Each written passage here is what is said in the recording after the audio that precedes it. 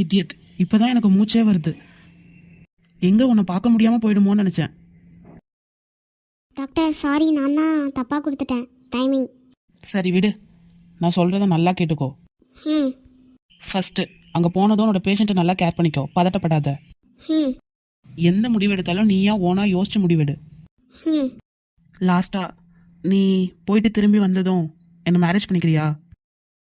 ம், கண்டிப்பாக doctor. Ring சூப்பராக இருக்கு. Thank you doctor. இப்போ நீ போலாம். ம். அப்புறம் இன்னொரு விஷயம், அங்க போனதுக்கு அப்புறம் எனக்கு சீட்டிங் பண்ணக்கூடாது. இடியட்.